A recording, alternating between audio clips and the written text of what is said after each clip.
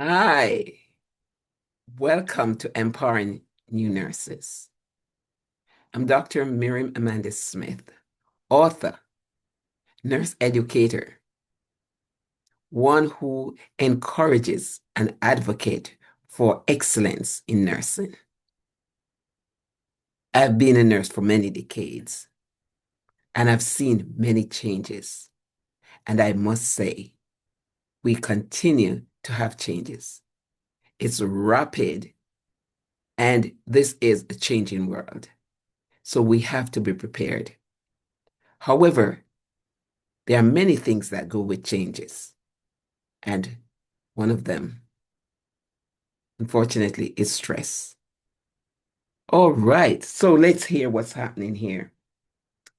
Today, I want to talk to us about something that we all experience, and yet many times we don't admit what it is: stress. Nursing is a calling. Nursing is a calling with purpose and compassion, but it also and can be very demanding. We have long hours, emotional strain, and unpredictable shifts. We don't know what's going to happen when we go to work. Yes. And these things definitely drain the most resilient nurse. Well, according to some statistics here, according to American Nurses Foundation 2023, says over 56% of nurses report emotional exhaustion. For emphasis, I'm going to say that again. Over 56% of nurses report emotional exhaustion. And many say stress is the root of it. It is said that you can't eliminate stress. We can't. We face it. Just look around us. We've seen that every day, and it's being intensified. Yes. So, but you can learn to manage it. We have to learn to manage it. All right? Transform it and even grow stronger through it. There are so many individuals today, not just nurses, who are so stressed because of the happenings, and many of them affecting, and they reach home to us.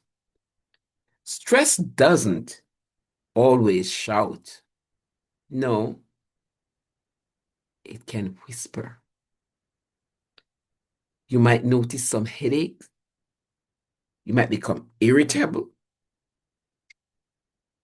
Or you might, how you feel after your shift. You might have some fatigue. These are some warning signs, not weaknesses. When you recognize stress early, you can take back control. You can try some journaling. You can debrief with a mentor, a preceptor, another nurse, your colleague. You can pause and take some deep breaths before you jump onto another task or another procedure. Now, it is important to remember self-care. Self-care is not being selfish. Self-care is making sure that you fill your cup so that you can give someone else, so you can render that quality care, high quality care.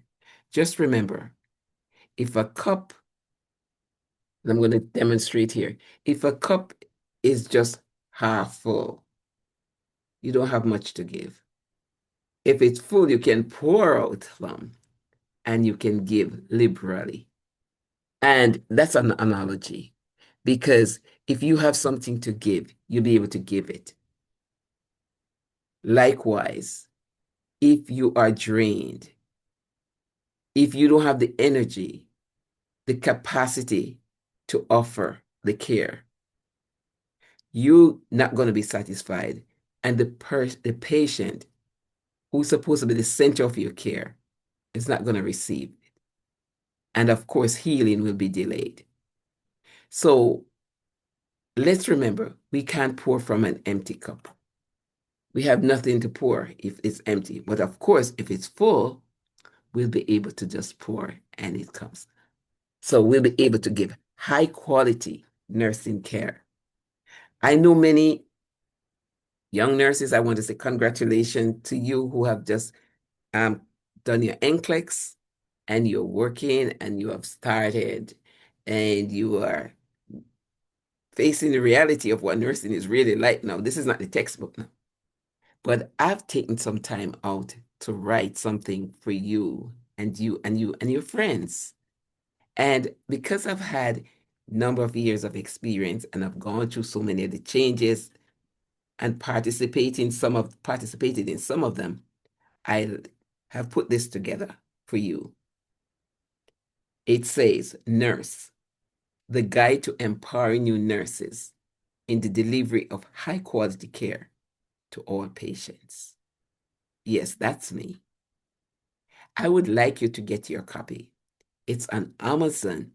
It's a bestseller on Amazon. See the signature there. I would like you to get your copy because this book has so much to offer, from communication to experiences and the fears of young nurses, new nurses, and it goes on. You need to get a copy of yours for yourself and see how this can enhance your nursing journey. It can. It can help to equip you as you share, as you learn. I'm Dr. Miriam Amanda Smith, the host for Empowering New Nurses. I would love to hear from you. I would like you to subscribe. I would like you to share. The holidays coming up, and I know some of you out there are listening. You might just want to get a copy for your friend, not just for yourself, but for your friend also. And those are the audience in the audience who might have friends who are nurses or young nurses. Listen, you can get a copy for them too, and for yourself. If you look on the review on Amazon, you'll see that there are non-nurses who have contributed and have also described what they have learned and that's the value of it to them. Also, you might have patients, you might have family members, and there are some clues in there that can help you to ask questions and just be more comfortable in going to the healthcare facilities. All right? Every experience, every encounter from the ER to the unit, to the floor, to the procedural areas, whether for CAT scan, whether for IV, whether for EKG, whatever, the different procedures, the different encounters, you can observe and you'll be able to be more informed. Even this book can help you. Have a blessed day. Look forward to hearing from you. Share this valuable information. You can connect with me on YouTube, Dr. Miriam Amanda Smith. You can connect with me on Instagram, Podcast Mayor. And of course, on my website is Empowering New Nurses. Thank you. Bye.